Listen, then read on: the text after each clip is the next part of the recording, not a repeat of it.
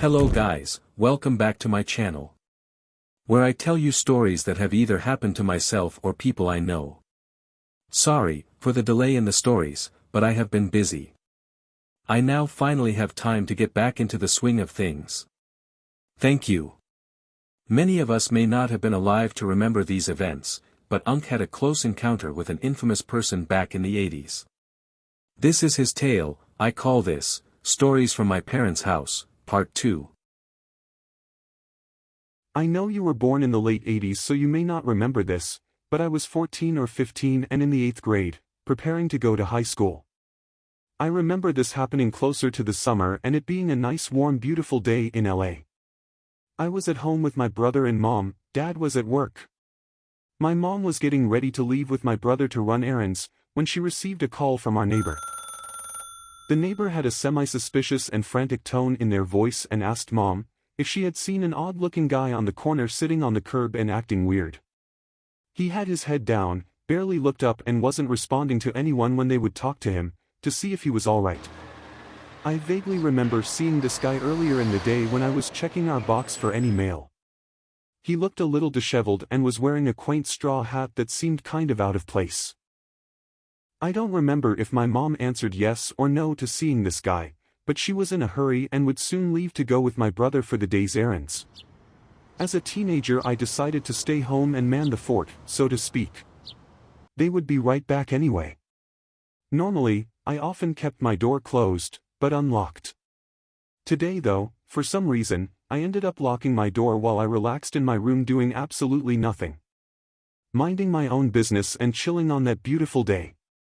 I wasn't watching TV or listening to anything, just meditating in my room, taking everything in. Enjoying the quiet. I was in my zone, staring at the wall when I was starting to notice an odd sound. I wasn't quite sure what it was, and it was so mundane I wasn't really paying attention to it. But the sound was persistent and it was slowly reeling me back into reality. I slowly sat up on my bed and raised myself by my elbows. Deliberately, I started scanning my room to identify the noise and where it was coming from. Now, this sound is normal and not very alarming in the day-to-day of a home, but I was by myself and for sure I wasn't making it absent-mindedly. My sight gravitated towards my doorknob. There was nothing out of place on it, but slowly I realized that it was wiggling around, like someone was trying to get into my room. I now found the source of the noise. To be honest, I wasn't really alarmed. We were in a good enough neighborhood, and crime hadn't really touched our side of town. To top it off, it was in the middle of the day. Who would be dumb enough to break into a house in the middle of the daytime? I kept quiet and didn't say anything, more confused than suspicious. The wiggling then became more frantic and I could see the shadow of feet from under the door illuminated by the bright summer day. I may have froze, but I don't remember being scared, not even a little.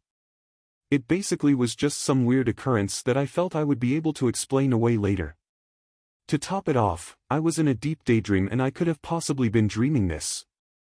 I pinched myself in the arm, and sure enough I was awake and wasn't dreaming.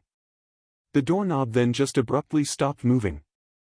I then heard the garage door opening and was slightly startled by it, and I knew that my older brother and mom were back. I then went to greet them at the garage door. I went out to the car and helped them unload some stuff. I don't even think I mentioned the doorknob. But it's been so long, that I really just don't remember. I may have, but can't conclusively say. We went about our day and we just hung out with each other getting some chores done. My mom readied some food for us and we were waiting for Dad to come home. When he did arrive, we ate dinner and talked about our goings-on. Honestly, nothing special and in many ways a day that wasn't the most memorable. After dinner, we gathered around the living room and watched the TV. And boy was I in for a goosebumps-infested evening. On the screen, my parents were surfing the channels to find something the whole family could watch. As my dad was scrolling, he came upon the local news, currently divulging an emergency broadcast about a murder further up the street at some apartments or condos, which followed a string of other murders in the area of East LA. The Night Stalker, also known as Richard Ramirez, went on a killing spree in the Los Angeles area between 1984 to 1985. He was caught late that summer in August. Now, I'm not saying that it was him. Because I could have very well been asleep and imagined this. But a part of me feels like the guy at the corner was the night stalker and he was looking for his next victim. It's one of those situations where I have to question whether or not I was in danger. I'm sure glad that God was watching over me through this ordeal. Maybe one day I'll find out the truth of the matter. How creepy.